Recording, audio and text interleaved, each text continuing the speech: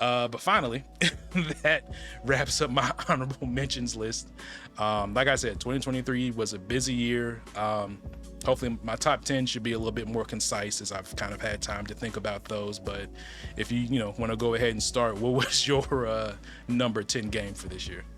Honestly, that was a perfect segue because my number 10 is actually Starfield. Oh, nice. And so your rant was actually warranted and it saves me like a lot of things to say. But it is on my list though because like even with all that I did enjoy like playing it, at least in the beginning of it, because as you remember, like I was halfway through it and then I ended up starting over because like you said, once you kind of realize certain things with your skill points, you like, yeah, this ain't gonna work. You know what I'm saying? Mm-hmm. So, like I said, like I did enjoy it. Like the space combat was fantastic once you kind of like got used to it, and the fact that you can like actually steal the ships. You know what I'm saying? That you end up, as long as you don't destroy, you can still like actually steal the ship. So that was pretty cool. I did like once you kind of figured out what type of weapons that you liked. I feel like that did help make the game like a whole lot better. And at one point, you do start to like go and collect these powers from like, oh, speaking of that, I effing hate that because like if you miss one of the lights, you know what I'm saying? It starts That was look, when I first unlocked my first power and I got into that room and I was just like, all right, like I had to look up a YouTube video on how to do it because I'm sitting here and I'm just like, all right, like I'm floating through the ring and it's not doing anything, so it's like, oh, you gotta do this. And then like as you start collecting those orbs, like there'll be times like they have a shorter time where you got to grab them, so you'll get to it and you think you grabbed it but you didn't because it disappeared right as you got there, and it's just like that definitely could have been way better to do for that. Thanks. And I don't know about you, but Andrea was obviously gonna be the one that I was gonna romance because character wise, see, that's one thing about Bethesda games that kind of gets me sometimes. Like some of the characters be so bland, especially main character wise, where like the side characters usually be the best characters in the game. And like kind of to reiterate what you were saying about the main story, I definitely agree. It just kind of just like because even the first mission, like think about it. The only reason why you even like went to the lodge is because the dude that you was with, it was like, oh well, he can go in my place instead of me going. Yeah, it's just like, all right. Do I have an option? Like, what if I don't want to do that? Like, you know what I'm saying? Like, but like in the crafting system, you know what I'm saying? Once you kind of get used to it, you know what I'm saying? It does work out as well. But I will tell you one thing that pissed me off the most.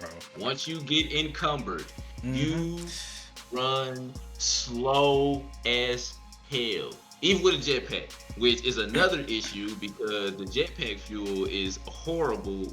You have to literally waste skill points to put into jetpack fuel. Like that's the dumbest thing like ever. Like the encumbered thing, like that's a staple in like Bethesda games. But like you said, it's 2024 at this point. If you're gonna do that, at least give you more weight options. It should have been no reason to where I am halfway across a planet and I can't fast travel back to my damn ship because I am overweight. I found that out the hard way. Same. Make it make sense to me, Bethesda. Like, please and thank you though. Like, and I guess the only way I'll compare it to Mass Effect is because the final mission is interesting depending on the choices that you make. You know what I'm saying, throughout the game. So depending on which way you go, it really depends on what rewards you want because you get different things depending on what end of mission you take. But yeah, I'm not finna like spend a lot more time on Starfield. But like I said, it is my number 10 game because originally when this game was announced, it first came out, I mean, like we talked about it a lot. It was like, oh yeah, this game gonna be lit. You know what I'm saying? We finally getting like another space game since Mass Effect ain't coming out no time soon. I like it's probably gonna hold me over. You know what I'm saying? Until then, nah. Like I beat it. I have not attempted to go back to it. Like I said, the new game plus stuff, maybe, but yeah, it's just like the planets felt so empty too. You know what I'm saying? Like it just do better. Exactly. Like it felt like No Man's Sky when it came out, basically. You know what I'm saying? Like you said, we'll see where this game is at, even by the end of this year. Like hopefully they continue to put money into it. But yeah, my number 10 is Starfield. What is your number 10? So I'll go into my number 10 in a second. I will say, kind of to piggyback a little bit, you were right. Once I got Andrea, she's been in my party and has been since. I will say, I kind of looked this up because I was doing the Vanguard faction quest.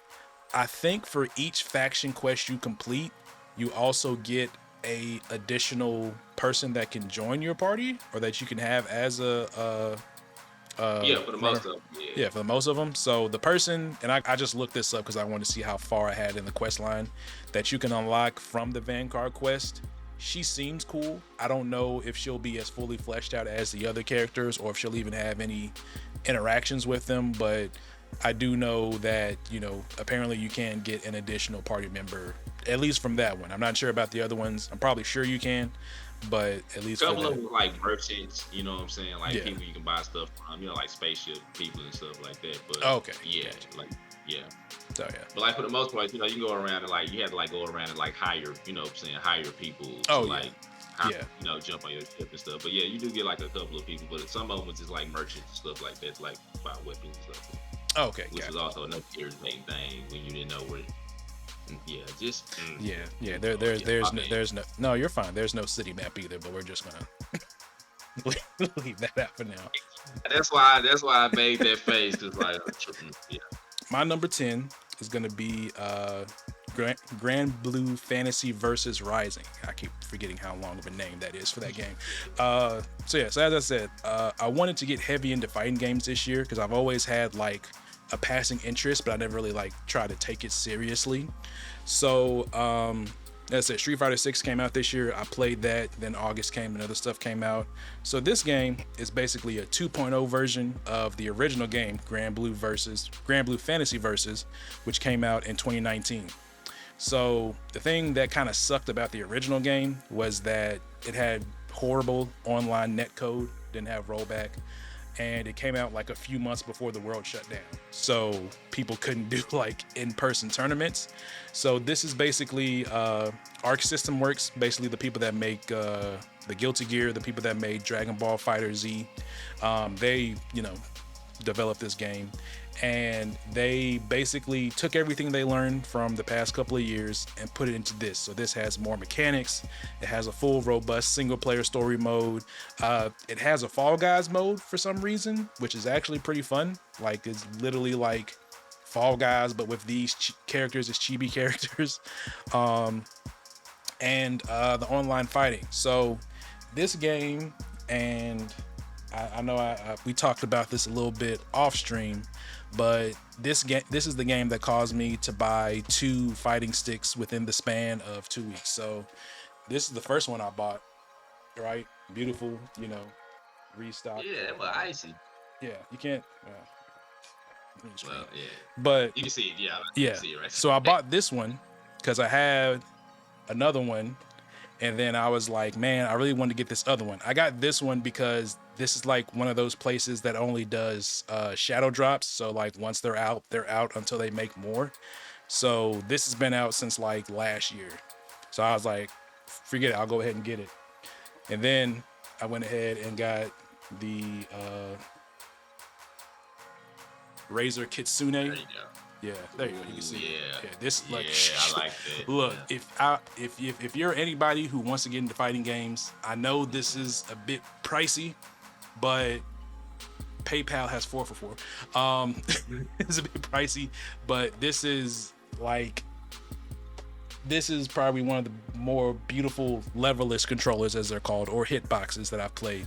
But the reason why I'm enjoying this game is because it's one of those things where it's easy to pick up, but it's hard to master.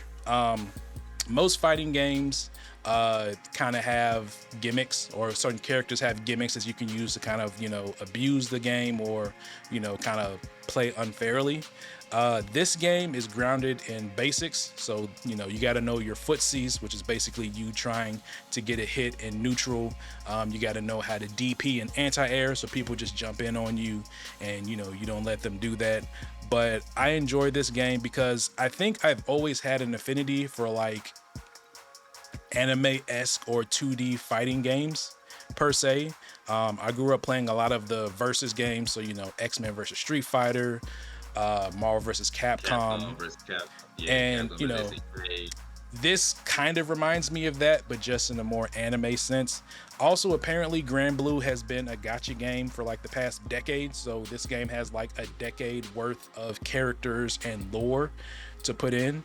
But overall, I'm just enjoying the game. Also, there's a free version where like you get Gran, who's the main character of the game, and then you get 3 other characters. So even if you don't want to spend the full $50 or $60 it is to play this game, you can at least play the free version and play Gran, who's actually one of the better characters in the game. He's just not like a Ryu.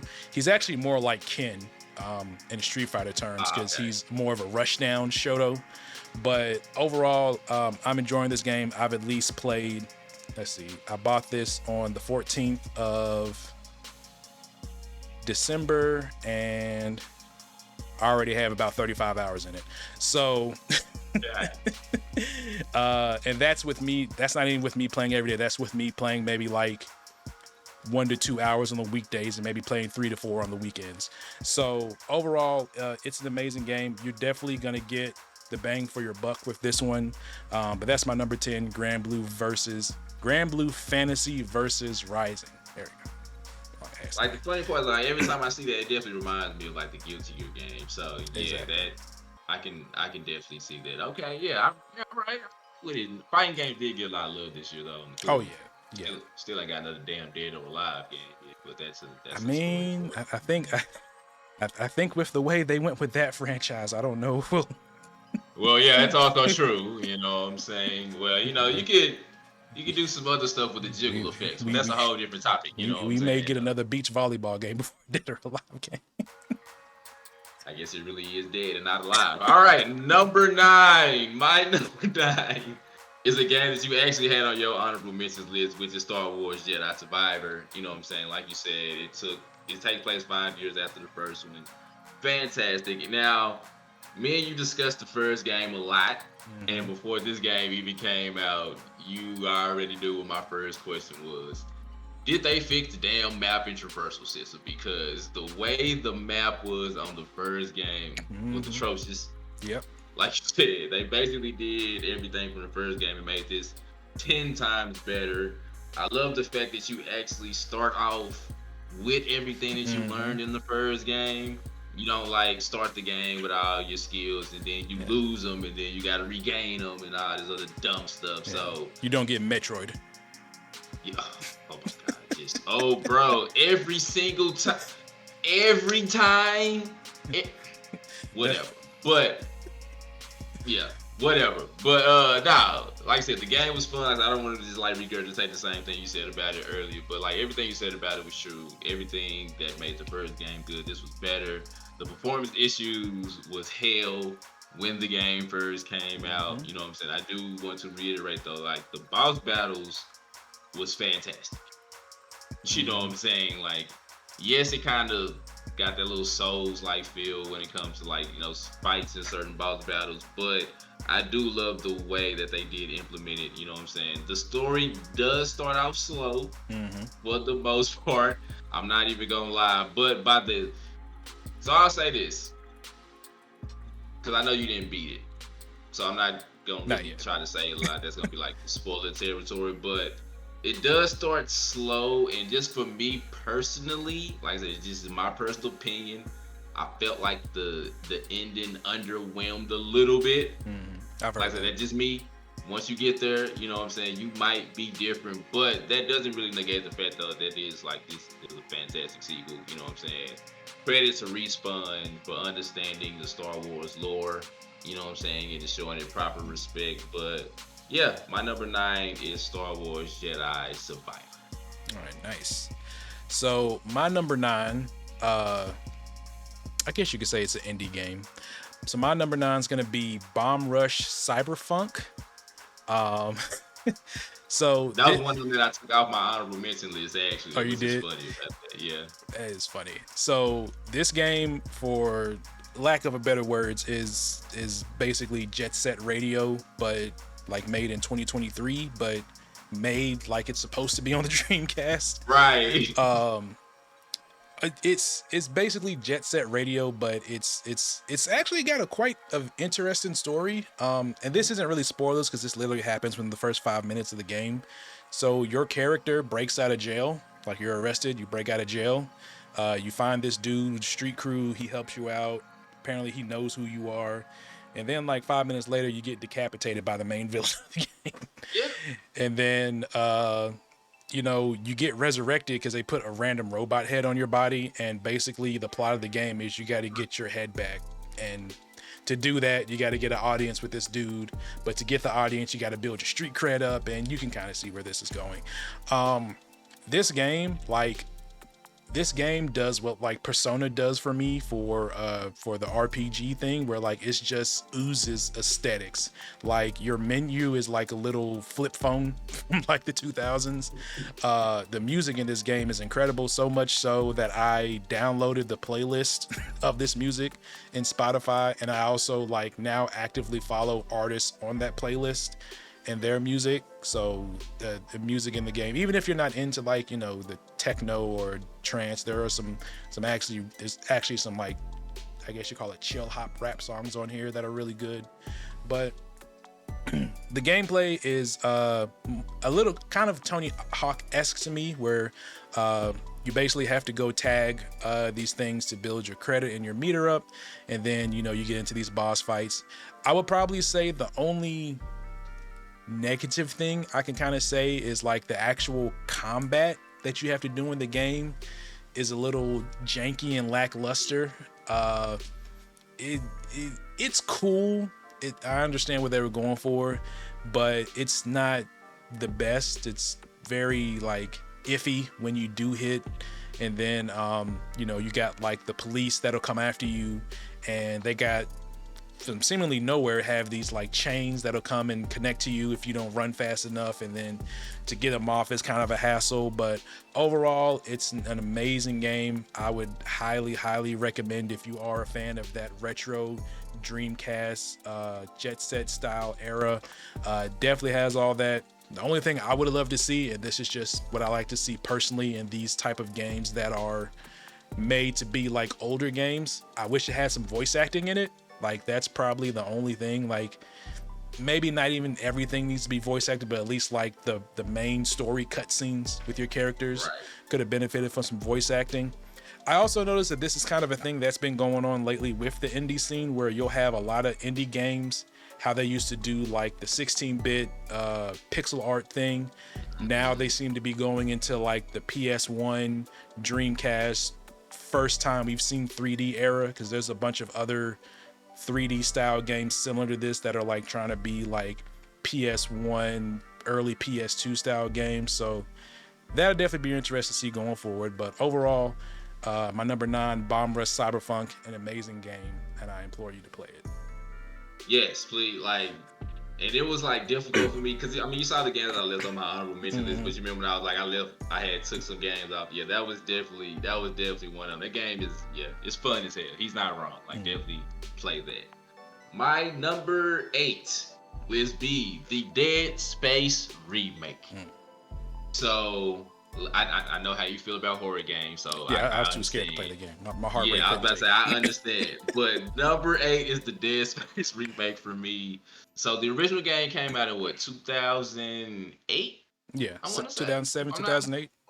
Yeah, and to be honest with you, this made me feel like that I was playing like the original Dead Space for the first time back then. You know what I'm saying? Like, I thought that the Callisto Protocol was going to kind of give me that feeling when it came out, but you want to talk about a game that was a disappointment. That was like one of like my disappointment games with the Callisto Protocol, especially considering you literally had the groundwork right there. But Dead Space Remake, like I said, it basically amplified everything about the original. You know what I'm saying? Like we know what happened with Dead Space 3. We ain't talking about no co-op and you know what I'm saying, none of that other goofiness that portrayed. None of that matters. The best thing, as you was talking about, not having any voiceovers for, you know what I'm saying, Bum Rush, they gave Isaac a damn voice for this one. Yeah. You know what I'm saying? He was a silent protagonist in the first game. This time he is speaking, which definitely adds on to the story, you know what I'm saying, considering his relationship with Nicole and stuff like that. It means a little bit more. And when I say the dismemberments, the horror, the lighting fixtures, the textures, whatever cliche that you want to say about this game, the atmosphere is on 10, and yeah, it's probably a good thing you play this game considering your heart issues. You know what I'm saying? Because it definitely, and considering my extracurricular activities, and playing with the lights off, hey yo, it is a hell of a time though. I definitely had a lot of fun playing this game, and it just, yeah, man, like I said, everything that was great about the original, they basically just, you know what I'm saying, like just made this tenfold. If they want to remake Dead Space 2, I would not be opposed to that. Leave 3 where it's at. You can stop at Dead Space 2. We do not need a remake with like 3, but yeah, man, like everything as far as like any of the extra content that they added, the weapons that they've added, you know what I'm saying, it's just, yeah, just bravo. I just want to give y'all a round of applause. You know what I'm saying? I cannot applaud, what was it, Motive Studios, or however you would pronounce it. Like, good job. Like, you showed the people, you know, like, y'all worked on the original Dead Space and you messed up Callisto Protocol. All y'all literally did was, like, just had to, like, make the melee better. That's a whole nother rant for another day. But yeah, my number 8 game was the Dead Space remake. Fantastic job, Motive Studios. Nice, that's good. I've heard a lot of good things about that game, and you know, like I said, I don't really do horror games, but I can definitely understand a good game, even if it's not in the genre that I usually play. And speaking of genres that I don't usually play but have been oddly into this year, my number 8 is another game that came out in December, and probably would have been higher on this list if I had more time. Of course, you know, December you have Christmas, New Year's, things like that, life, adulting, and all that. But my number 8 is Persona 5 Tactica. I was kind of confused when this game got announced, because I was like, all right, I love Persona 5. You know, I've played the original one, Royal, played Strikers. I'm waiting for them because apparently they have like a gacha mobile game in Japan that's supposed to be coming to the US sometime this year. I think it's called like Persona X or something. Waiting for that to drop over here. Yeah. And then this got announced, and I was like, okay, so they're kind of doing like, for lack of a better words, XCOM, but with Persona. Yeah. It's like, okay, I've played some games in that genre that I like the Mario and Rabbids series and Triangle Strategy. So I was like, okay, I'll give it a try. I'm not gonna lie. When this game first got announced and I saw its chibi art style, I hated it so much. Same. I was like, out of all the art styles you could have chose for this game, like, this is what you did. Like, I feel like there could have been like better, like, just style. And I kind of understand, because kind of the way the game starts, because this takes place during the story of 5. I want to say it takes place somewhere before the end of the game, like during their winter break or something like that. But I know it's take place like right, yeah. before like the last palace, because they reference things in the beginning of the game that happened already. So yeah, so I you start the game, and for lack of a better word, you basically get sucked into like a separate universe where you meet their version of the Phantom Thieves, but they're called something else. And then you have this lady who has this whole bridezilla, which is actually kind of a funny concept to have for a main villain, of somebody who's like a bridezilla, and like her main thing is to like have the perfect wedding, but she's gonna make sure everybody loves her and, you know, has like a dominatrix or dominant thing going on, and she like mind controls people. So you start the game, you get there, you fight her people, but you can't really beat them. And then she basically takes everybody in your party except for Joker and Morgana. You find the Joker of that universe. I forget it. I think it's like Arena or something. And she starts to help you, and then you slowly get your friends back. It's actually a pretty decent story so far. I've only made it maybe 6-7 hours in. Apparently it's another 40-hour long game, so I'm not surprised as it being a Persona game, but I thought it'd be a little bit shorter since it's a spinoff. Right. Strikers was a kind of a long game as well. But the gameplay is actually what's very interesting to me because it's like XCOM in a sense. Also, side note, it's kind of funny how they focus on guns in this game, and I know how like guns are viewed in Japan, like they're basically banned for the most part. So it's actually kind of funny that they like focus on like, hey, use your gun to down this opponent, and whatever. I mean, but you remember they didn't even add the gun until like Royale though, because you remember the gun wasn't in the original Persona 5, if I'm not mistaken. I think it until like Royale. I think it was in there, but it was one of those things where like you had to use it sparingly because like once you ran out of bullets, that was it until like you slept for the day. But then in Royal, they basically made it to where I think like you refill after every match. Battle. Yeah. Okay. But yeah, so basically with the combat, it's kind of a different thing. So, you use your gun to you got to be behind cover because if you're not in cover, then you get hit. And that's where I find it interesting where they implement some of the Persona mechanics. So like the one more time mechanic, where you basically can knock down somebody. So you can do that with your character. The way they implement the all out attack is actually pretty genius. So you only have 3 characters at a time. So you have Joker and whoever else is in your party. And then the way the all-out mechanic works is once you knock down an opponent, so basically if you hit them where they're not in cover, that'll put them like in a down state. If you circle all 3 of your characters around them, it'll form like a triangle, and who's ever in that triangle gets hit by the all-out attack. So that makes sense.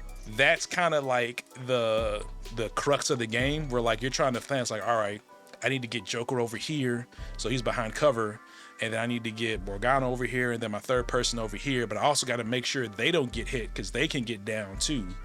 But it's kind of like that game, and that's where the strategy comes in, and that's where I've been having the most fun. And then, of course, different characters have different powers. So Morgana's wind effect will push people back. Joker's, I forget what Arson does. The Red Skull effect will cause fear in people. And you just got to kind of mix and match that to find out the best combination. But overall, if you're a fan of Persona and you're a fan of the tactics style of game, it's fun.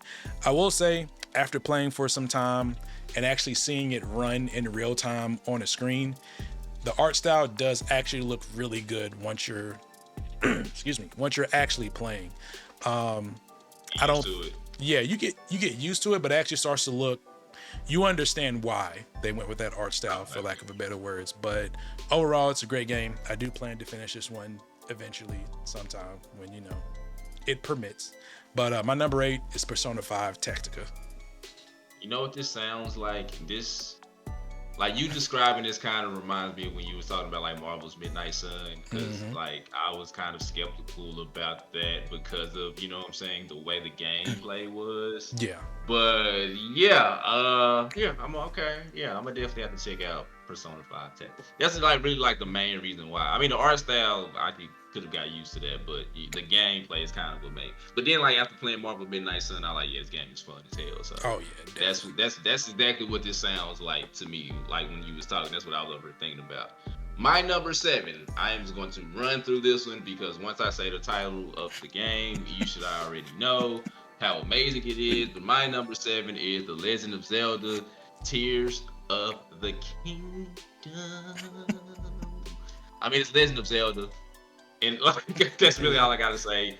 That's really all I gotta say. But now, like really, as a longtime fan though, like this was one that I had high expectations for, which is something that I usually don't do, especially like these days when it comes to anything movies or video game related. But the best way to describe this game was just great and fun. That's the Mm-hmm. Yeah. like that's literally the best way that I can describe it. It literally surpassed any expectations that I've had. I love the new areas. It was the Sky Island Yeah. and The underground or the yeah, depths. Sorry. yeah, the depth. That's what it was. But yeah, those new areas are great. Yeah, I just had so much fun playing this game, especially considering that I don't really just like I have a Switch, as you know, but Mm. it's not really like a lot of games that's been on it that I personally would just want to get. And this is definitely one of those you need to get a Nintendo Switch Yep. to play this game though. And last but certainly not least, the soundtrack is just fire. Mm-hmm. Like just the yeah, whoever does the music for these games was just great. So yeah, my number 7 is The Legend of Zelda: Tears of the Kingdom. What about you? So for my number 7, and I kind of wrestled with myself a little bit about even putting this on my list, let alone like my honorable mentions or just at all. I went ahead and did it because I feel like this basically made this into a brand new game for the most part, especially if you tried the game when it first came out and, you know, depending on what platform you played on, may have had different experiences. My number 7 is going to be Cyberpunk 2077, The Phantom Liberty, aka Cyberpunk 2.0. So, as y'all know, I was hugely excited for Cyberpunk.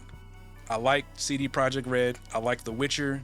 I like this gameplay. I loved Gwent. I just didn't like The Witcher setting because I'm not a whole high fantasy style. It's not really my thing. So in my mind, when they announced Cyberpunk, I was like, okay, it's gonna be Witcher, but you know, cyberpunky. It's like, cool, I can do that. Yeah, in the streets. So the game came out, so much so that I bought it on PC and PS5. So I bought the game twice. I honestly didn't really have that many issues playing on PC, and at that time I didn't have the best rig, but I had something good enough to run it. But I could definitely tell where the issues were with the game as a core, meaning the combat, the story.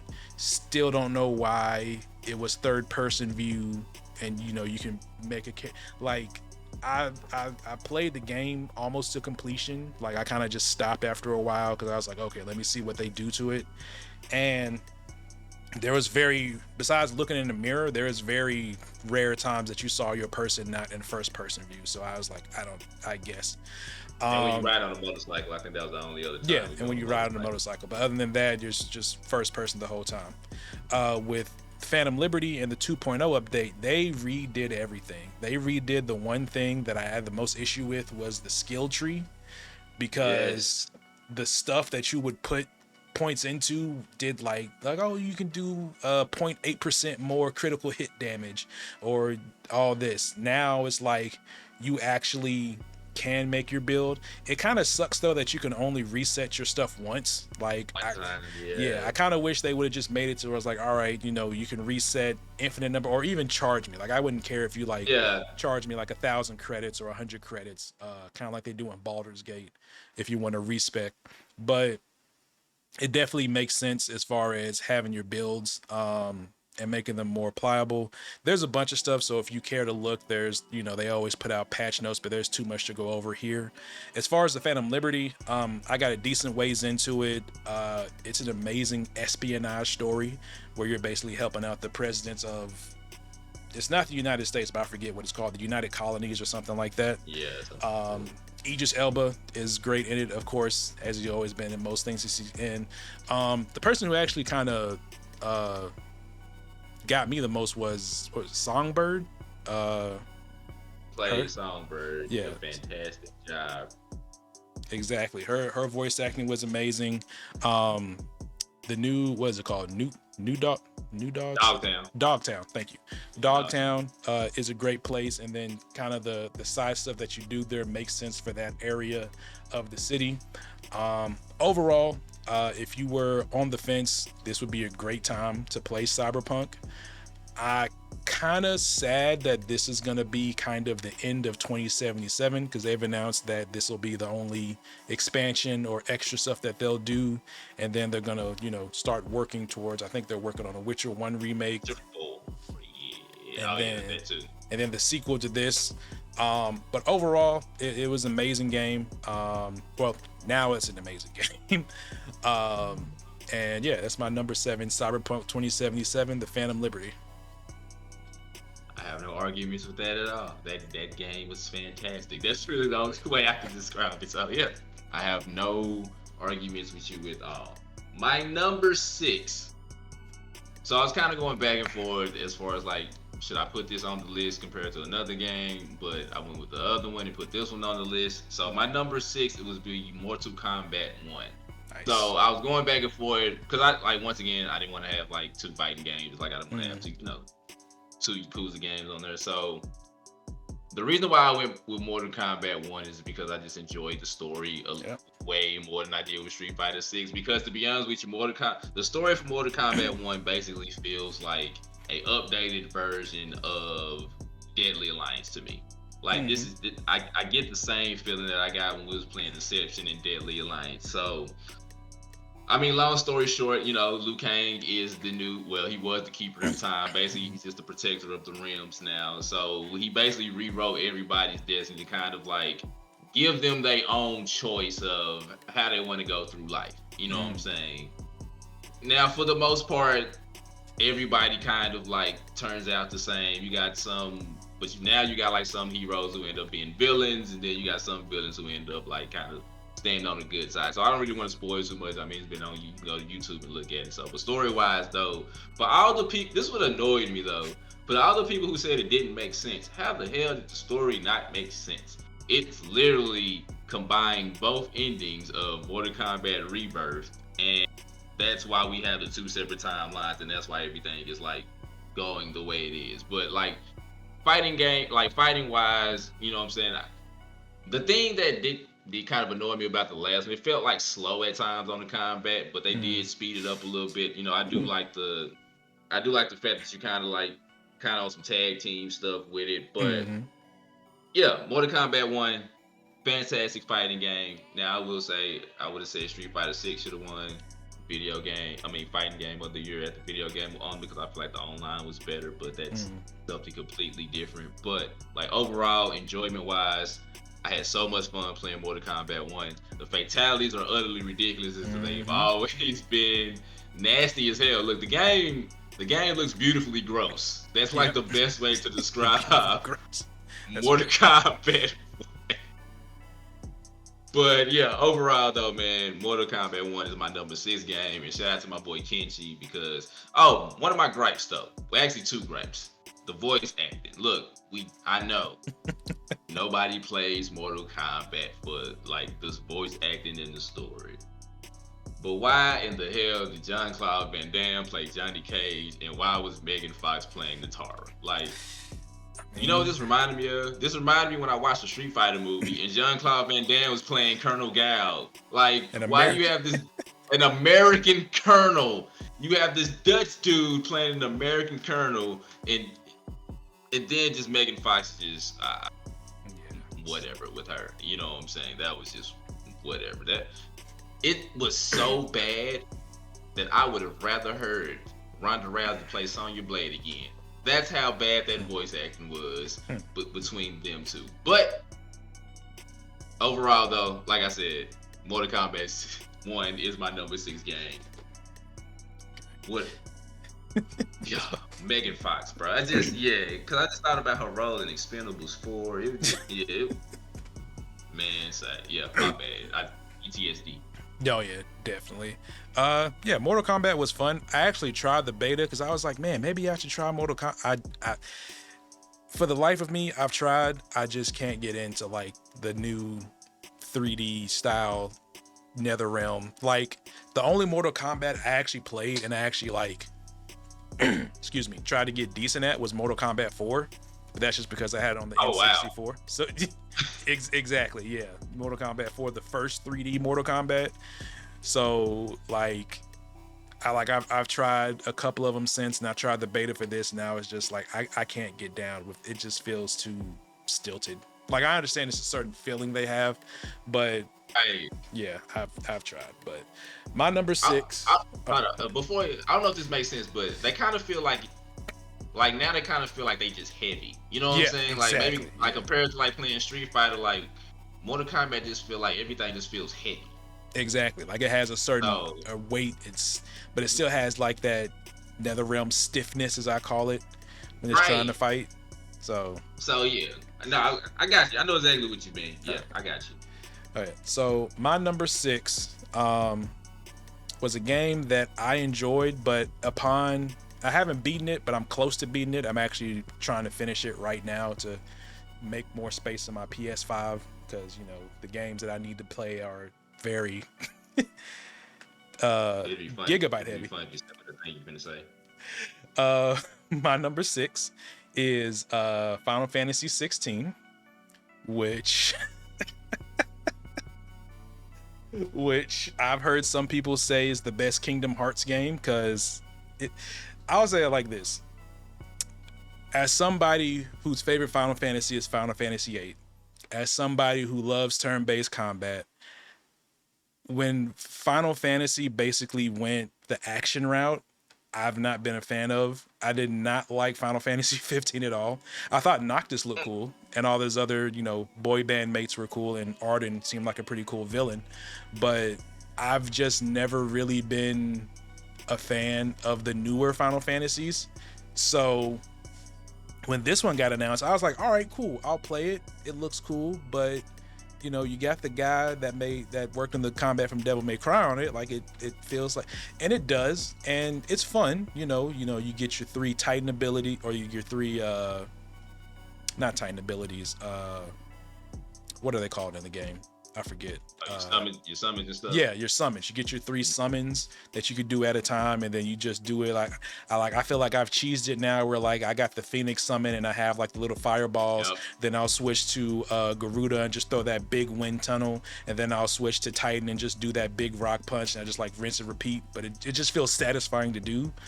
Overall, I love the game. I enjoy it. I feel like it's a great. The acting's really good. Of course, the voice actor for Clive is, kind of become a social media darling now, and rightfully so. All the other voice actors is good, but I don't know. It's just like I play the game, and like I've taken breaks and I've came back, and it's funny because like everything in this game is done on such a high level. Like the game looks amazing. I haven't had really any bugs or anything for the most part. Never crashed on me. The combat is great, but after a while, especially where I'm at now, where not to give out any spoilers, but I'm right after you build the ship. Like I'm on the mission right after that. So I know I'm starting to get into the latter part of the game. Yeah. And it's kind of a thing where it's just like, man, I kind of just want to watch the rest of this on YouTube, because it's like I'm kind of here for the story. Like the gameplay's cool, everything else is fine. Of course, when the side missions come up, I feel obligated to do those side missions, even though I'm trying to rush through the story. But it's like, man, I gotta go help the dude forgot to pay these people, so I gotta go tell Otto and then have him take these things to other people and get a little bit of lore story there. But overall, I do enjoy the game. It's definitely not my favorite Final Fantasy game, and if this was to be called something else, because the thing about it, if you look at it from what a Final Fantasy game is, it kind of is a Final Fantasy game. It's got crystals, it's got summons, it's got the same summon guides, basically. You got Ifrit, you got the usual. You got that. You got RPG the elements in it. Not to give any spoilers, but you got the U word villain, and things like that. And I'm very interested to see how all that's going to play out. But overall, it just felt kind of weird. I don't know, not in a bad way, but just kind of like, I don't really think of Final Fantasy when I play this, but it has all of its Final Fantasy trappings. But yeah, but overall, it's an amazing game. Like I said, if you're a fan of that or just action combat games, definitely give it a play. But my number 6 is Final Fantasy XVI, which I feel is like the most confusing game I have on this list as far as how I feel about it. Once again, fantastic segue, because that's actually my number 5 game, and that's why I started laughing, because like, so basically everything that you said that you kind of don't like about it is what I do like about it. So I'm kind of the opposite of that, because for one of the things that really made me play it was the fact that one of the people that worked on the Devil May Cry franchise was working on the combat for this game. So in my eyes, that should have told people off top what type of game this was gonna be. Exactly. You know what I'm saying? Like, this wasn't gonna be the traditional, you know, because even if you compare this one compared to like 15, even though I know you didn't like it, but 15, I guess you would say felt more like a Final Fantasy game than this one do. Yeah. Which is fine, you know what I'm saying? Like, but I felt like this one did do like a good blend of, like, you know, traditional RPG with the action. Off top though, off rip, this lets you know this ain't gonna be your traditional Final Fantasy game, because people was getting murked within the first 5 to 10 minutes of the story, fam. Like, look, you had some Clive done been through some shit. Yo, nah, facts. Clive done been through some shit, y'all. Like, hey, yo, you might not like the combat, but as far as like protagonists go, he definitely been through probably one of the worst things as far as like all of them go. But like I said, I love the combat. The boss battles are amazing, because it does. You can definitely feel like the Devil May Cry influence, because like one of the boss battles reminded me of like the end of Devil May Cry 1, when you was fighting Mundus in space. You know what I'm saying? When you thought Trish was dead, and then he ended up transforming, and y'all was kind of like a couple of those boss fights kind of reminded me of that. But yeah, man, like I do like the job system too, because it does kind of like help make sure that everybody's approach to the game isn't the same. I mean, it's only so much you can do. It's a Final Fantasy game, but as far as like leveling your person up, or like what styles you wanted to do like a good job with that. Some of the side quests could have not been there. You know what I'm saying? There was a lot of side quests that was definitely. Yeah. Also, it's one of the things I'm not going to really say irritated me, but it was kind of like, there's certain side quests that actually like help you, like give you more potions and stuff like that. Correct me if I'm wrong, they're not labeled differently than the other side quests, are they? Nah. Like, do they have Nah, they still the same. You know what I'm saying? It's just they just kind of spread out though. Yeah. You know what I'm saying? You just gotta like figure out which ones it is. Now that would help if they would label a little bit differently though, but nah, they not. But like I said, I understand everybody's like gripe with this game. You know what I'm saying? Like, this was definitely one of those Final Fantasy games that was gonna be divisive. Like I like Final Fantasy VIII is my favorite. You know what I'm saying? Followed by 7.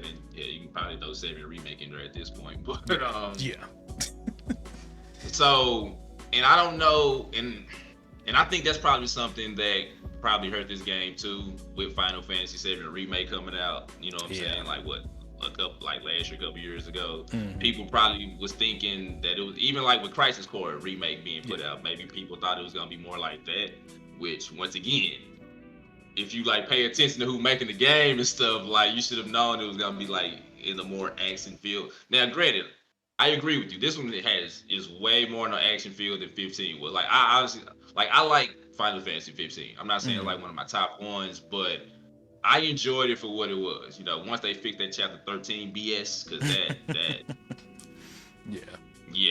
they messed up with that. But once they fixed that, you know what I'm saying, like, I enjoyed it for what it, you know what I'm saying, I enjoyed it for what it was. Like, especially once you get kind of like used to the combat and stuff. But yeah, like, my number 5 is Final Fantasy 16. Like I said, I get it.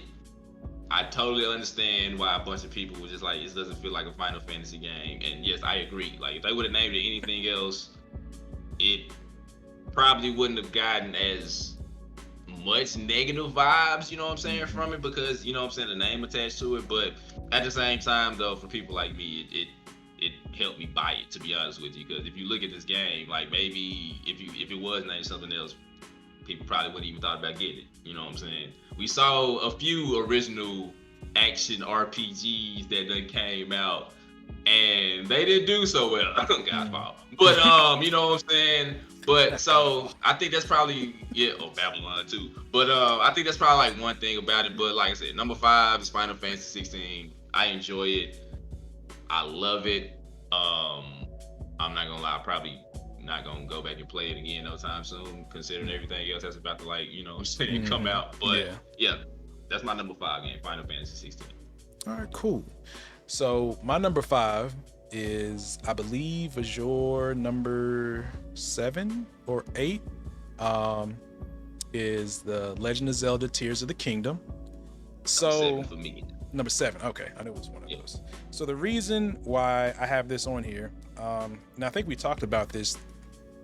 If we did a video, I don't think we did a video the year that game came out, but I didn't like Breath of the Wild. I'll take that back. I wasn't as high on Breath of the Wild as everybody else was, just because it was like, I understand it's a new direction for Zelda games, even though technically, what was the last one that came out on Wii? Was it Twilight Princess? Yeah, I think it was Twilight. Even though Twilight Princess did a little bit of Breath of the Wild, like you kind of tell what direction they were going into before they put out Breath of the Wild. But as far as like what makes this one, and it's actually funny, I watched some reviews on it, and a lot of people were saying this, if you didn't like Breath of the Wild, this may make you get into the series, into this, because it's, for as much as a Zelda game can be, it's a little more story focused than Breath of the Wild was, which basically means it's like you have more cutscenes.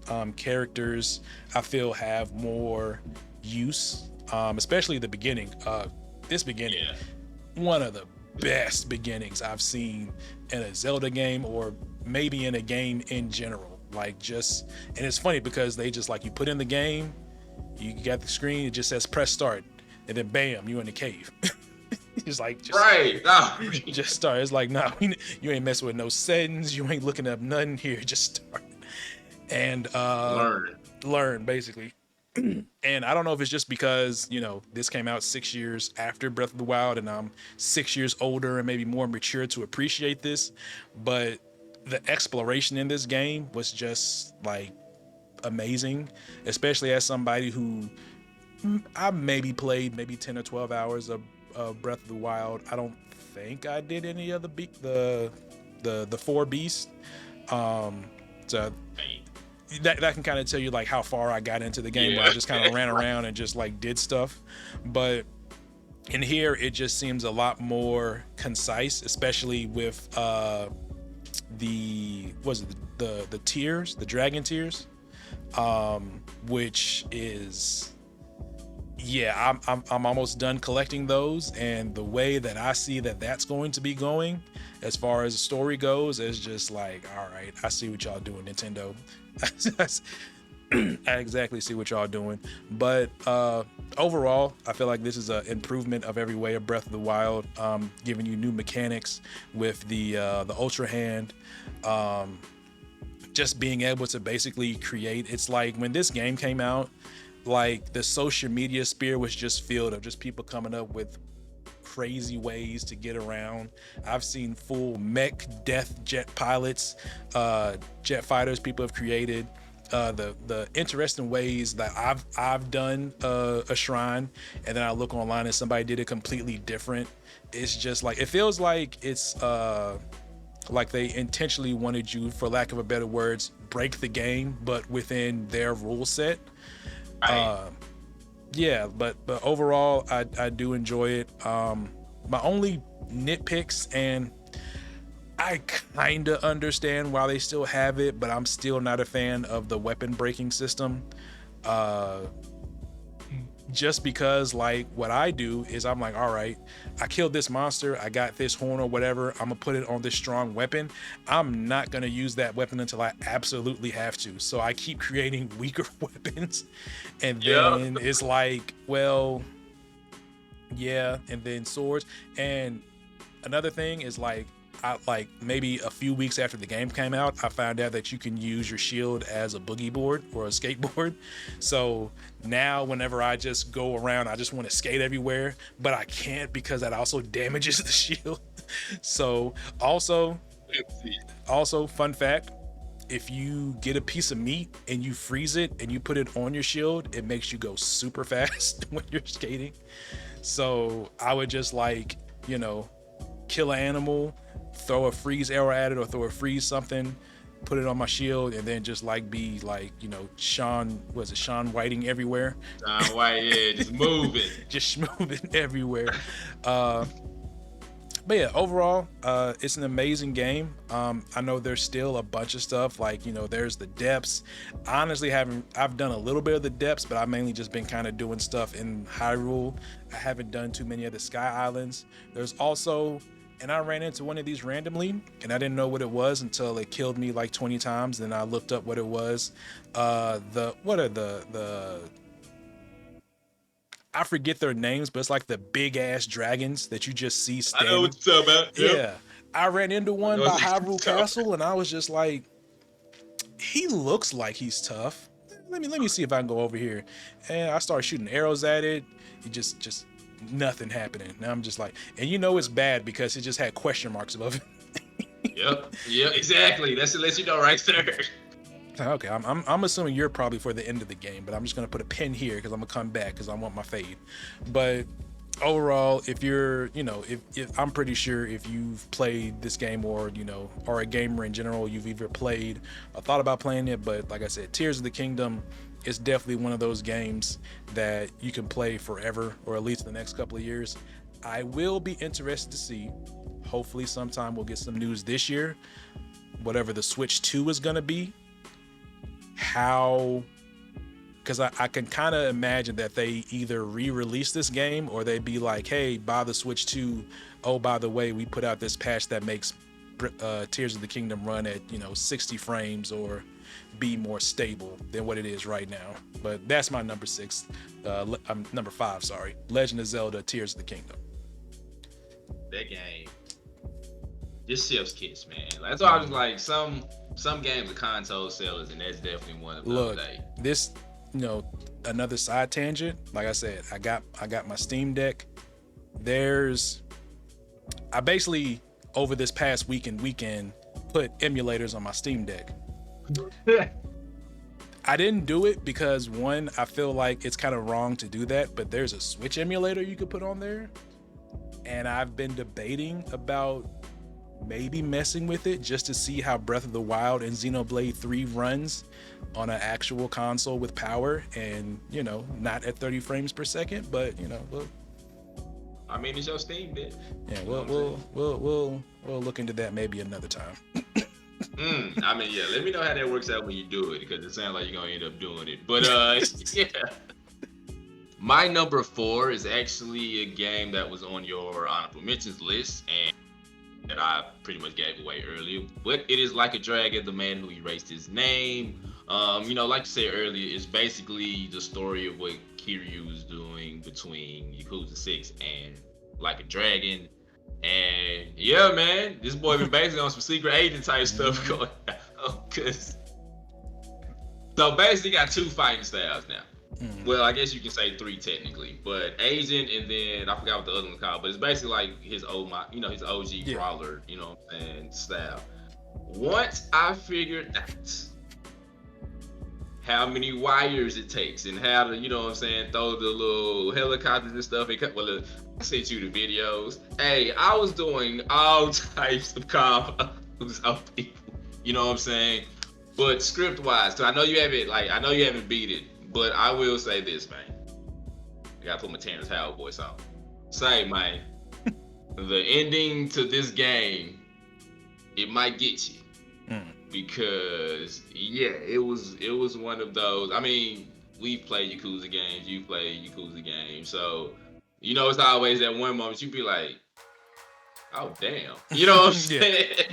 And that happened at the end. I ain't even gonna lie to you. Like, I don't want to, you know what I'm saying? I don't want to spoil. I actually want you to see it, but like when it was over, I was just like, yeah. And it makes you ready. It's a good lead into Infinite Wealth, to be honest with you. They actually do got the Infinite Wealth demos on there too. So it is a good transition, and it's a good way to see. Like, I don't know if this is gonna happen, but if like Kiryu is gonna, either be unalived, or he just gonna like bow out finally, like officially under his own name, because like you said, right now they call him, he's going by Jiryu. And I ain't gonna lie, it's pissed me off every single time that I played this game, bro. Everybody's literally like, bro, we know you Kiryu, fam. Yeah, we know you Kiryu. Like I don't know who you talking about. It's like, bro, my name's Jiryu. Just, bro, look, like, I get the reason, look, and I understand the reason why, but it's like, bro, nobody is believing you that you're like, we know you are who you are. Like, I get it, it's for the kids, but I'm team FTK. For those who know what that means, knows what that means. Sometimes you gotta do what you gotta do to live the life that you want to live. But overall, though, and like considering this is like you said, it's nothing but like maybe 12 hours, maybe, if you like do everything, because I did a lot of the side mission stuff. But I do love the fact that they do tie in like the side jobs more with this. It kind of makes you do them because it like you need those points to like help build your stats after a while. Speaking of, one thing I did not like was the fact that, bruh, every ability costs too much damn money. Yeah, I noticed that. I was just like, okay, cool. I got me a nice, cool 1.5 million. I'm gonna upgrade a little bit, buy 2 things, and I'm down to like 300K. I'm like, what is going on? Dog, I literally felt like I did maybe outside of like 1 or 2 of like the what's the name request missions. You know what I'm saying? But the arena, the team arena, the battle arena, it is so much fun, dog. So long story short, once again, if you like you said earlier, you can try to have this as your first, game in the series, but just seeing all the characters that you get, the battle arena, those are basically all characters like from like all the different games. So you ain't gonna know who is who. Also playing with your boy is so much fun. But like the best way I can describe this though is it's a nice short story. So I'll say this is kind of like how Miles Morales made me feel after playing, Spider-Man 1. You know what I'm saying? Yeah. Like, yes, it's a standalone DLC, but you can basically like say you can get away with, calling this like a game. But I don't even think this was like the whole $65 too if you did buy it. So I will like give them that too. Yeah. But yeah, man, I feel like this is another fantastic edition. I wouldn't be opposed if people say this is one of their favorite ones. Like story-wise though, and you can kind of say, the story, just the overall story. I'm not talking about the game in general, just the overall story. You could probably like throw this one as like in the top 3 just by like the story that was told and how it like building up and leading to the conclusion. Now I ain't gonna lie, I want you to beat this game because that end fight, yeah, bro. It's like a good culmination of like everything, that you went through like from all 6 games. So yeah, man, exactly.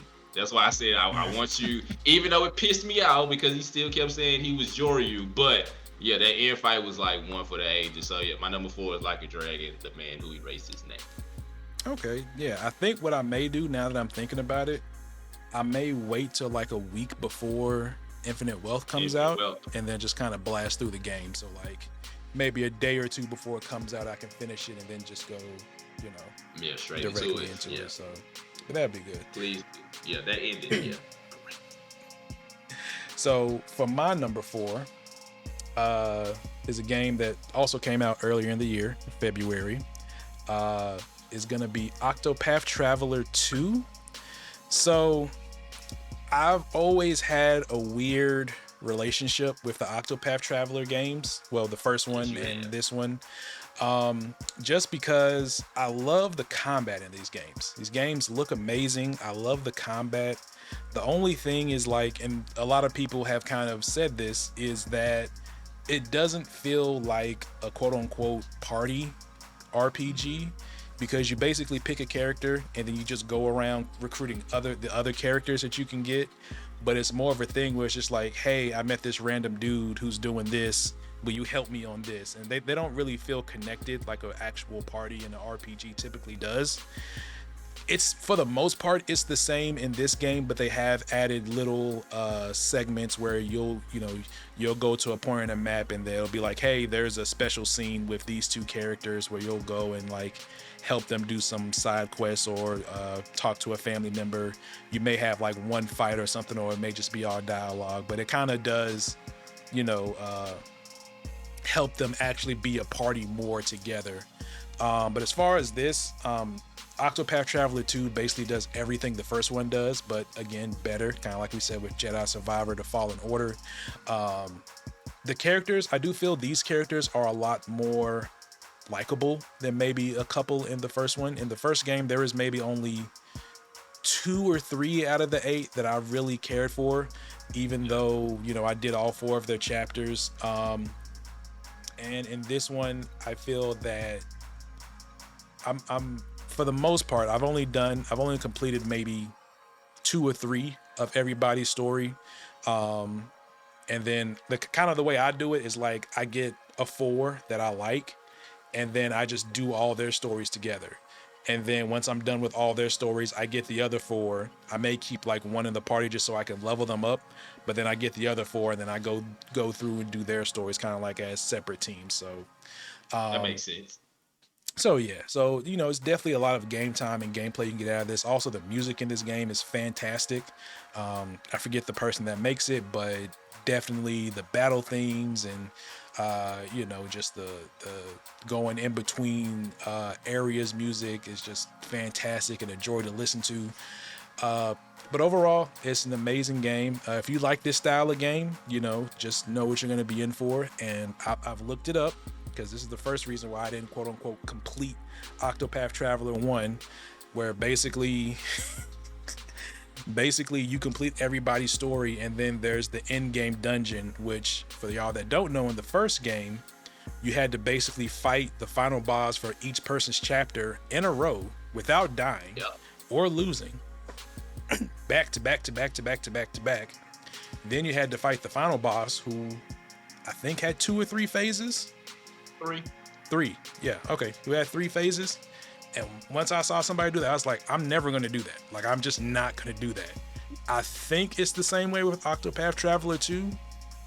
I believe. I'm not 100% sure. I haven't looked it up since it came out for release. But I just will be the facts like, all right, once I complete everybody's story, that's going to be like completion for my sake. But Octopath Traveler 2, amazing game on the Switch. I would say it's probably a must play if you're into that type of thing, but that's my number 4. Yeah, you can. Yeah, I mean, because as soon as you said that, I was just like, I'm good. Because that dungeon on the end of the first one. Yeah, that was. You know what it reminded me of? What's that? I don't know if you remember this game called The Bouncer on PS2. But you like on there, like once you die, that's it. Like you have to start all the way over. It's like playing Comic Zone. There's no continues. There's no checkpoints. Like once, and you literally have to, bro. Like, not. All right, I'll get to my number what's name in a minute. I just gotta say this. So just F this game, okay? Because I will never forget, bro. The final boss, you fight him like 4 or 5 times, and with every piece of clothing that he takes off, he just gets way better. Like he start out fully clothed with a bunch of like leather jackets on. You beat him the first time, he takes the first leather jacket off. He got his sleeves out. All right, you beat him that time. You take the little leather vest off. You beat him that time. Now he just walking around with some pants and some gloves on. By then, you ain't got no energy. You ain't got no healing items. It's a wrap. And then as soon as he kills all 3 of y'all, game over. So yeah, forget the bouncer. Forget Octopath Traveler 1 and 2. and I mean. But with that being said, my number 3 game is also a game that you had on your honorable mention list, but my number 3 game is going to be High Five Rush. So everything that you said about the game is 100% true, and once again, that is exactly why I love the game. As you know, Parappa the Rapper is one of my favorite games of all time, and obviously they're different, but it kind of gave me the feeling that I had when I played that, you know what I'm saying, as far as like a rhythm game go. Like you said, because you are not lying. If you do not play this game for a couple of days or a week or so, it's like playing FIFA. One day missed, you will be trash. You know what I'm saying? But I will say, once, my favorite part of the game is that boss fight with, I think his name was like Rockford or something like that. But either way it goes, though, that was amazing. And I'll say this isn't like one of those games that like does anything groundbreaking or like anything like that. But I'll say what it does the best is it takes like some of the best elements from different games and it adds it into this. You know what I'm saying? Like, I love the customization. The art style kind of reminds me of like watching a Saturday morning cartoon. And maybe that's probably why also I love this game so much. Soundtrack's banger, you know what I'm saying? Like, now I do agree. Like, running around does seem slow. It does. I'm sorry. That just annoyed me to no end because I'd just be like, man, I'm having such a fun time. We done did this traversal combat. We done fought this boss, all this, and now I'm trying to get to the place, and I'm just like, why is this going so slow? Like, running around on that game reminds me of trying to move around on Def Jam Icon. It's just slow and sluggish. But no, like I get it because you go on, you know what I'm saying, with the beat or whatever. But some of those beats be a little bit more higher tempo than what I'm running speed is. Yeah, so I'm just saying, like, you know, yeah, that is one thing that was annoying. But I will say also, like, whether it's the villains or like the heroes, literally everybody has a personality on that game. You know what I'm saying? It's not a character that you will meet and you're gonna be like, oh, okay, well, you know what I'm saying, we good on that. 808 is my favorite character because it's just like the customization. But I will say, man, once again though, like I just had a lot of fun playing this game, and sometimes that's like literally all you want, especially for like a newer IP or a newer game or whatever. So hopefully we do get like a sequel or like some DLC or something like that. And I would just like to say good job Bethesda because they are the one that like kind of, you know, publish it or whatever, you know, like distributed or whatever. So good job with that, Bethesda. Unlike Starfield, so y'all was 1-1 in the year 2023 for me. But yeah, my number 3 game is Hi-Fi Rush, man. That game, like that game, it's a lot of fun. Like once you get used to the combat, it's definitely something to enjoy. And it's on Game Pass too, so it's not like you just gotta. And I don't even think the game is like even that much fully priced. Yeah, I think it's like 30, maybe 40. Yeah. So yeah. Get some Hi-Fi Rush in your life. You know what I'm saying? The game is phenomenal. Exactly. So top 3. So my number 3, it's gonna be a game that was on your honorable mentions list because you know said you weren't able to finish it. I haven't finished it, but I'm close to finishing it. But the reason it's at number 3 is just because I just feel so strongly about my top 2 that I don't think even if I did beat this game, it would beat these other 2. But it's gonna be Marvel's Spider-Man 2. As you said before, just a great culmination of, you know, the first Spider-Man and Miles Morales being put into this. I was a little, and as I said, I'm just getting to the Venom portion, so I haven't fully been through it, so I don't know where that story goes, but just getting into it, I was interested on how they would implement him, and it is a little bit different, you know, than what I thought it was going to be. Overall, like I said, the web swinging is great, the combat's great. It's kind of just more of a good thing, which isn't a bad thing because the more of it that we're getting is just so much better. The beginning of this game, the Sandman part, which I felt like I was not expecting, but also was a great introduction back into the game, because it basically be like, hey, you know, you may have not played this for a while. Hey, here's how you do the combat. Here's how you web swing. Here's the web wings, which, you know, add another traversal point, which, you know, you can just literally go around the city just flying and swinging and just without a care in the world. But overall, I do enjoy the story. I do find it kind of cool that you can now switch between which one you want to play. Although, of course, some missions you have to play as Miles, some missions you have to play as Peter. And it's actually kind of makes sense when you have to play as the other Spider-Man as far as what's going on with the story, because there'll be certain things that happen with Miles where it's like, all right, now we need to go play as Peter because Miles has to deal with this. There's certain things that happen with Peter where it's like, all right, Peter just went through this whole ordeal. Let's give him some time and see what Miles is up to. I kind of do like that. Even though and I feel like this is kind of a flex on Insomniac, right? Yeah. Okay, Insomniac. On Insomniac's part, where they didn't have to do this because I've only used it whenever like I'm trying to clear out icons on the map, because I feel like, for lack of better words, I'm gonna 100% this game. I just kind of know it. Maybe I might not do all the Mysterio stuff because I don't like time stuff, but yeah, you have to kind of do that to get the what is it called? The really rare stuff, so you can upgrade suits and stuff. The red one. Oh yeah. Yeah, Yeah, you basically get those from Mysterio. So I was like, of course y'all will put this behind what I feel like is like the least interesting. The worst one. Yeah. But the fast travel in this game is mind blowing when I first saw it. I was just like, wait a minute, you mean I put this here? I hit this button and like less than a second later I'm just swinging in there?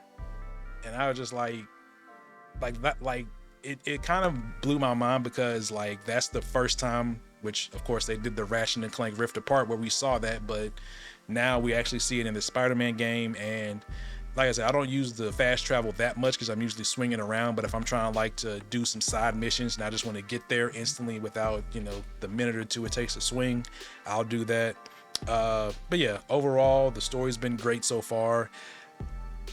I know I'm not at the end yet, but I guess I kind of get how they have Kraven into this, although I feel like he's maybe the weaker part of the story, because besides the few times you see him at the beginning and then certain parts of the story where like you actually go to his base and do things, you really don't see him that much. So I just don't really have like more of a pressing threat.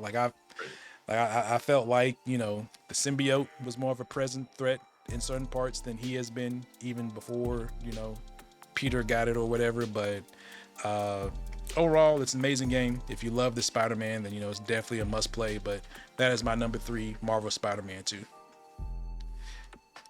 Yeah, I'm gonna definitely finish that game. I have to.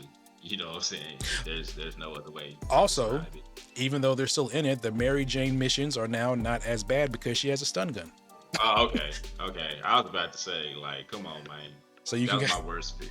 Like I've only done a few so far, but like it kind of got to a point where I just started just running up on people and just I was just like, all right, you taking too long to get to where you need to be. I'm just gonna, because they kind of give you like a little grace period before the bubble pops up above their head where like they should like, oh, you've been caught, and you can kind of just like mash the stun gun button in that situation. So I've done that a few times just to kind of get it over with. But that's good to know for the future references, because I'm really waiting for that new game plus to get added. Then I'll go, then I'll be able to do what I need to do.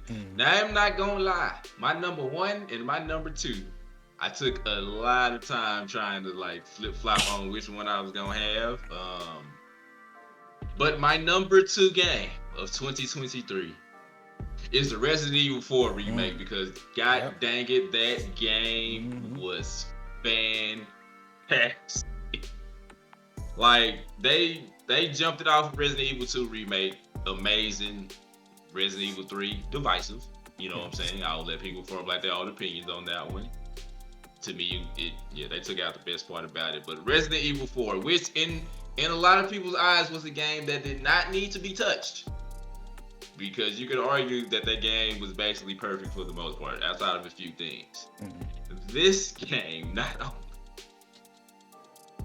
looks amazing, but this feels like you could argue that this is just the version of Resident Evil 4 now. Like the OG version don't even matter no more. And that's honestly, that is more of praise on how great I feel about this remake over like the original, because look, Resident Evil 4 is the game that just like kind of took the franchise back to where it needed to be after it was slumping for a little bit. But yeah, the best thing they did for one, Ashley is not as much of a burden as she was originally. You know what I'm saying? I do still find it funny that they still got the armor suit, you know what I'm saying, that you can buy for her and stuff like that. But she's actually more helpful now. You know what I'm saying? She will help you out a little bit more instead of just yelling out, you know what I'm saying? Like every time she's about to get kidnapped or something like that. But yeah, man, the story is still great. I will say this: they did a fantastic job with shooting mechanics on this. There is still one particular area that I do not like, and that is the island stage. Because yeah, I was never a fan of like the island of Resident Evil 4, and I still hate it to this day. But they did a great job expanding the big fish that you fight on the boat. Is it? It's not Gigantico, is it? That's No, not that big. I forgot, but you know what I'm talking about yeah. though. But either way it goes, they actually they did expand that a little bit, so it was a little bit, you know what I'm saying, fun to play that. The El Gigante fight, like you was missing, yeah. Hey yo, shout out to the. I will say this though, because I don't know if you remember in the trailer, or like in the demo, like we all thought that the dog was gonna be dead because it was like a dog in a bird trap. The dog is still alive, okay? The dog still does play a part if you do save it. You know what I'm saying? The El Gigante fight, which is still good. Like basically everything that made Resident Evil 4 great. Once again, with like I said with Dead Space, not to like keep repeating myself, but they took that and just made it 10 times better. You know what I'm saying? Like. I don't know what they plan on doing. Honestly, I don't need to see Resident Evil 5 or 6. I do not need to see Wesker punching a boulder. You know what I'm saying? Again, like you can leave those alone. Like, because I feel like if they do that, it's gonna be like a Resident Evil 3 situation. You know what I'm saying? Like, you know, it's like just stop. Like at this point, just make another Resident Evil game. You know what I'm saying? Like don't go back to the or just give us Code Veronica, which I wanted y'all to do before y'all did Resident Evil 4. Now I'm not saying that because I love Resident Evil 4 remake, but at the same time though, y'all could have gave us Code Veronica. So if y'all gonna do one next, do that one. But yeah, man, Resident Evil 4 remake is my number 2 game. I put a lot of time into that game. I applaud them because they did eventually add the mercenary mode. You know what I'm saying? Which is fantastic. So, I know some people got their gripes because they feel like they took a lot of the cheesiness out of it, but my thing is like it worked for this version of Resident Evil 4. You know what I'm saying? Like I don't got time to be seeing Salazar. You know what I'm saying? Just being over like you get what I'm saying? Like it worked for that time, but like now, like the way he was acting, it was just like that'll be a little bit too much. But yeah, my number 2 is Resident Evil 4 remake, and yeah, and I bought that game like the physical copy too, so that should let you know all you need to know right there. Yeah, because who buys physical copies of games anymore? I don't.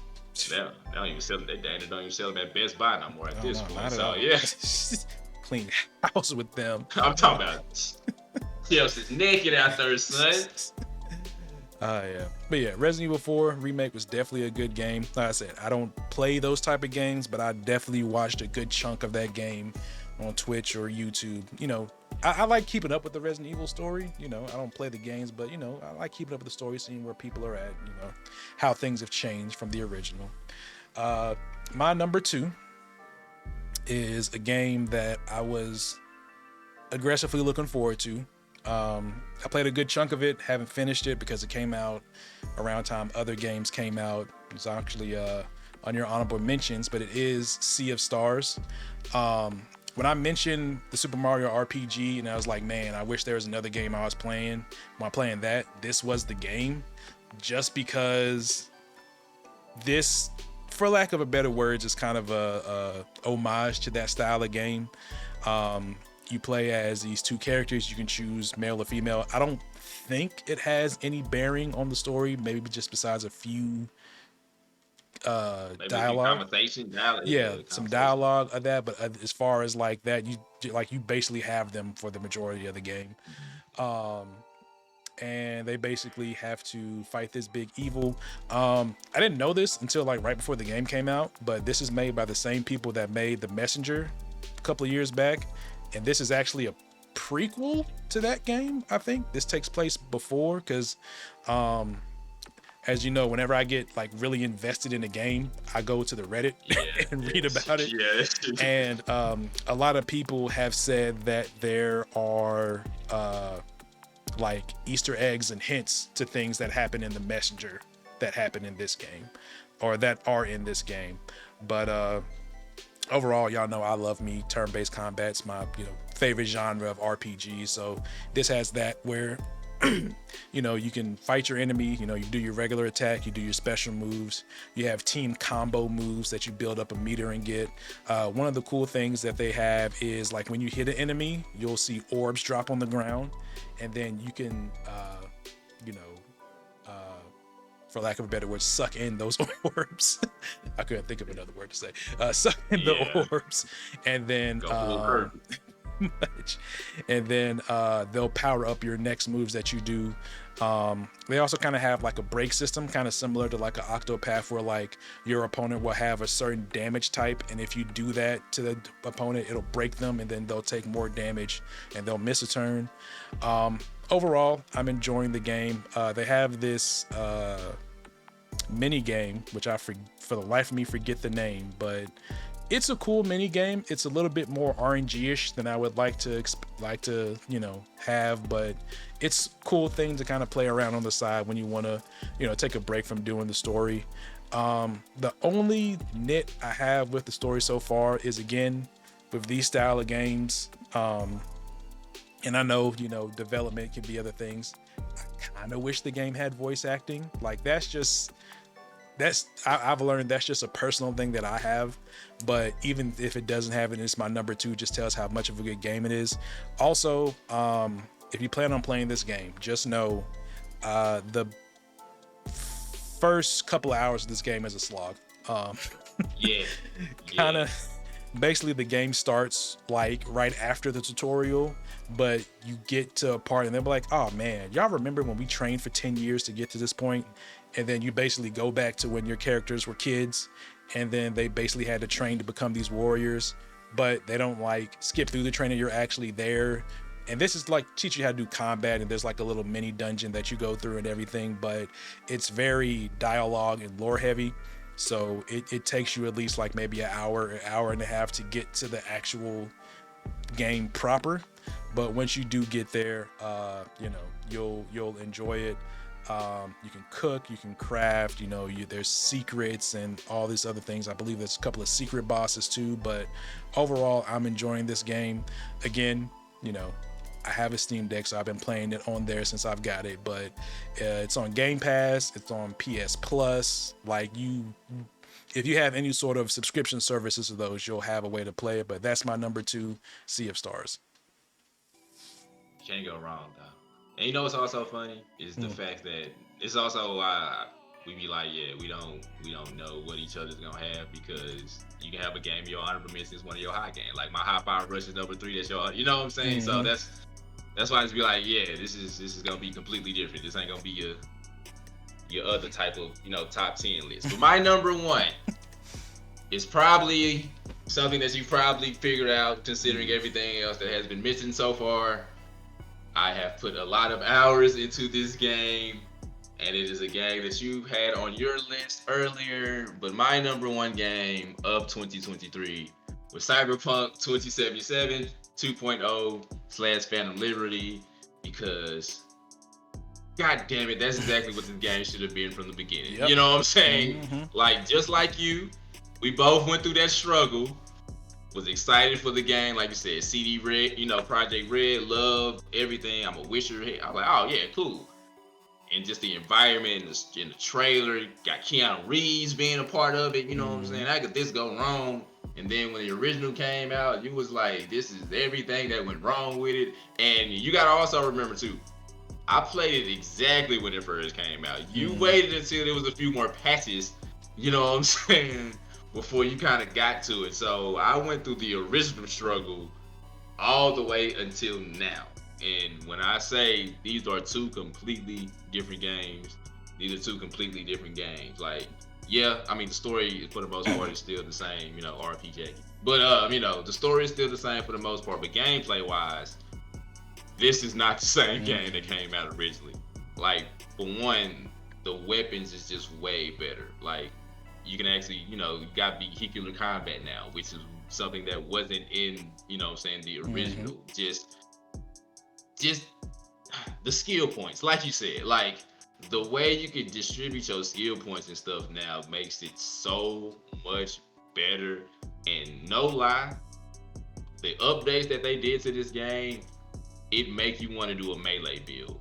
Yep. Like whether it's with the swords or the monowired or whatever it is, I would suggest to everybody to at least make one, just do one run with a melee build. And make sure you get double jump like for your legs, because once you get double jump, no other legs, you know what I'm saying, implants matter if you just being 100% honest with you. But like the game looks 100 times better than it did. Like you said, Idris Elba, you know what I'm saying, being implemented into the story also should let you know how much faith and confidence and time that they put, you know what I'm saying, trying to make this game what it should have been like originally. You know what I'm saying? COVID was hitting, so I get that hindered, you know what I'm saying, production, but now it's just like, okay, this is what we wanted, and I think they did like just come out with like one more patch for it. You know what I'm saying? It was like, yeah, this is gonna be like the official final patch. But yeah, man, I can really just go on and on about this game because literally every time you saw me online, I was 9 times out of 10 playing Cyberpunk 2077. But like you said, the new Dogtown area, it's amazing. Like the new side missions, just like you said, Songbird definitely was the MVP. You know what I'm saying? Like I beat it once. I started the second, you know what I'm saying, playthrough to like, kind of switch up my choices or whatever. This time I'm being an asshole. But you know what I'm saying? But like just the way the story is, and like you said, it feels like some Ocean's 11 espionage type stuff.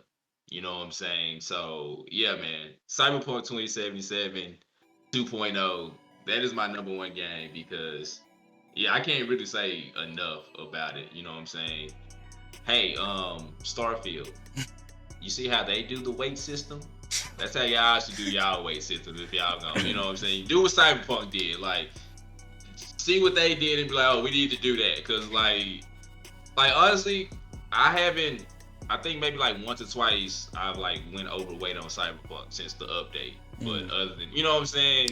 That's what like all the stuff that they got on there. But yeah, like the new implants they got, and the fact that now you can upgrade your stuff past like level 5. So, you know what I'm saying? You do like 5+ and like iconic and stuff like that. So now it costs a whole lot of crafting components to be able to do that. Yeah. But you do got the ability, you know what I'm saying, to like upgrade certain weapons and stuff. And with hey man, them adding them blades and katanas. Love going around stabbing people. And they got melee finishers on there now. Hey, yo, man. Like, once again, bro, like, I can talk about this game forever. But yeah, man, my number one game of last year was Cyberpunk 2077. Phantom Liberty. Look, there's been plenty of times when the Phantom Liberty expansion in 2.0 came out where I like had a save that I was like working on towards it. So I was like maybe a little bit after Act 1. And I was basically just redoing builds. Like I would reset myself. I was like, oh, you know what? Let me try a sledgehammer.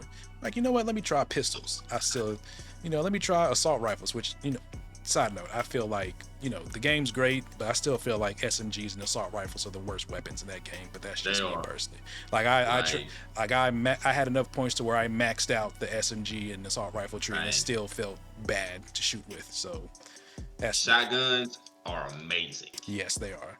Especially once you unlock that dismemberment perk. Oh, yes. Chef's kiss was. Oh, real quick though, before you go, one thing I will say I do not like. I don't know about you, but like when you be trying to load your game, every now and then it'll be like the save won't load because like the Phantom Liberty is not installed or something like that. Like the save file will be corrupted, so I have to like keep restarting the game or something like that just to be able to like get into. That's like the one thing that annoyed me. I don't know if it was just like an Xbox thing or what it was, but. Yeah, like every now and then, I try to load my game up and it'd be like, well, this save file contains the Phantom Liberty, like install it. It is installed. You know what I'm saying? So like that was like one thing, but other than that though, yeah, man, it's fantastic. Fantastic. All right. And for my number one is I'm not gonna lie, this is like 40% fueled by nostalgia for this game in this series. But also just because this is such a damn good remake. My number one is going to be Star Ocean, the second story R. So wow. I mean, I didn't play it. Give me what we were talking about. I never like get a chance to play it. So here's the thing, right? This game came out, I think this came out December 2nd, either December or November. It came out pretty late in the year. This was my most anticipated game of the year just because Star Ocean 2 is what I call it, is one of the first RPGs I remember playing from the PS1 era. My older brother had it. I told him about it, so we were excited about it. And I actually played, and I think I beat this game maybe when I was like, when this come out, 97, 98. So Yeah, I probably like played it about 99, like once I got a little bit older. But to me, it's like the ultimate comfort action JRPG game. And it's, because I actually did this when this game came out, because I have the original on my emulator. I did it side by side. Emulator had no extra stuff put into it, and it's like night and day the difference of this remake from the first game.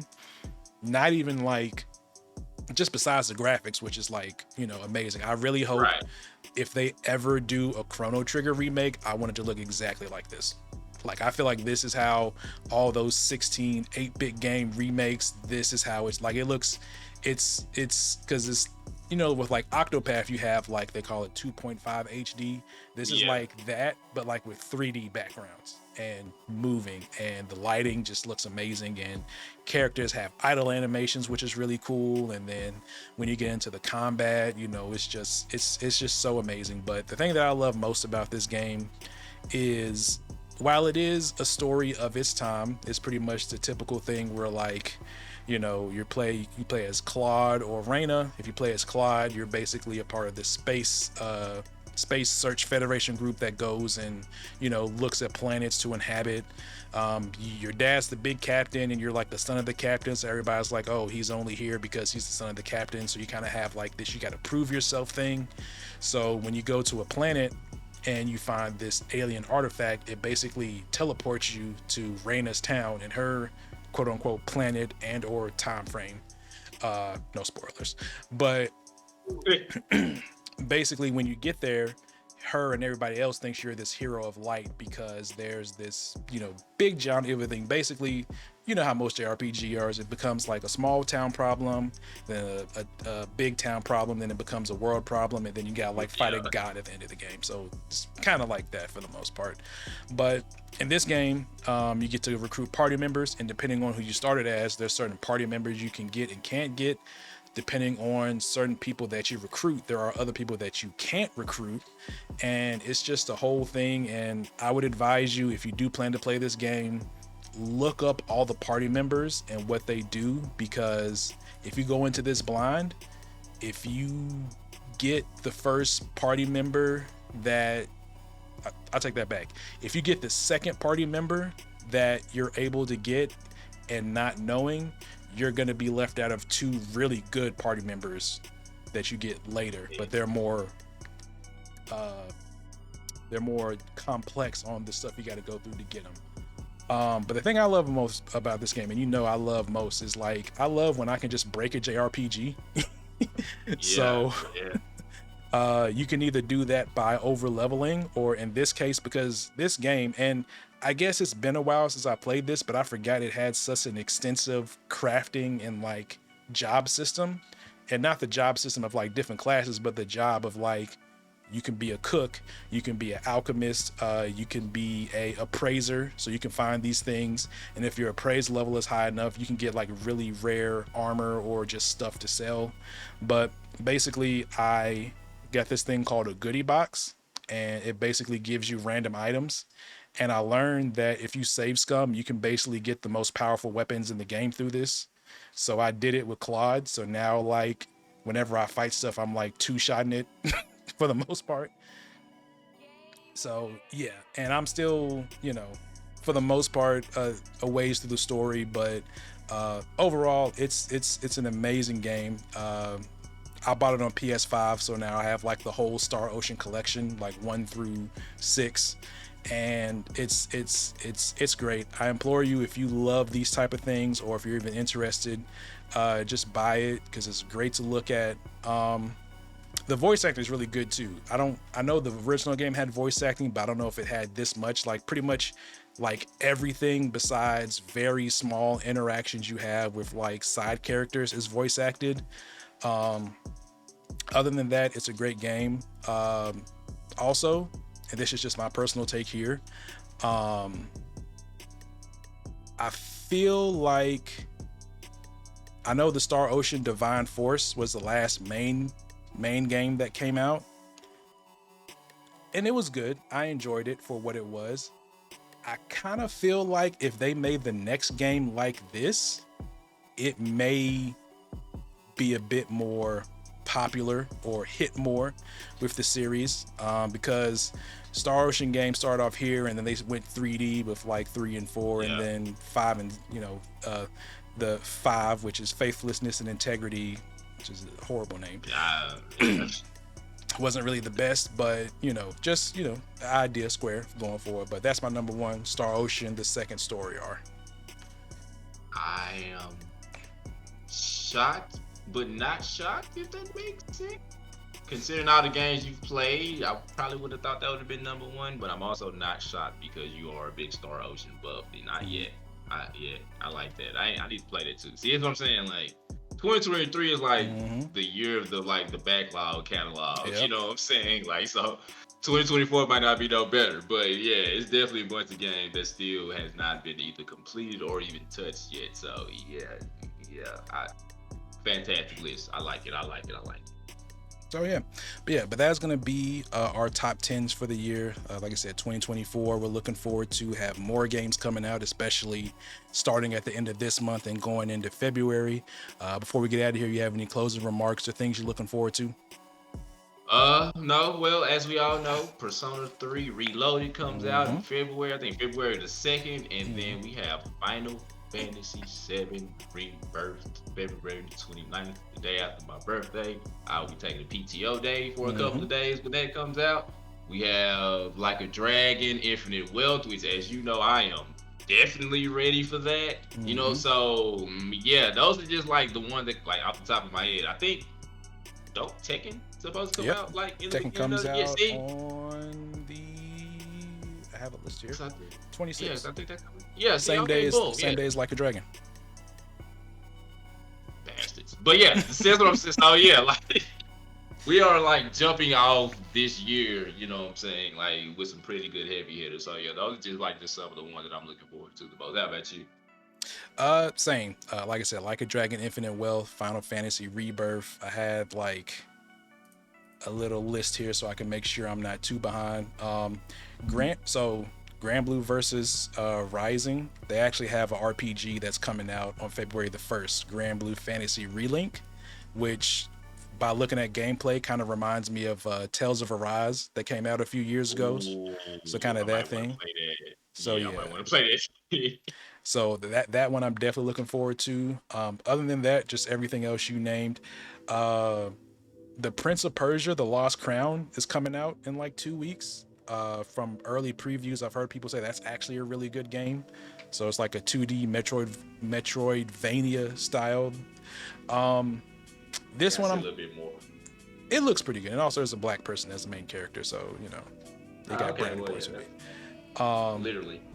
So this one, I'm debating about getting The Last of Us Part 2 remastered, not because I want to play the game, but because I kind of want to play the roguelike, and it's only $10 to upgrade to the PS5 version. So yeah, that's not bad. I got a question mark next to it.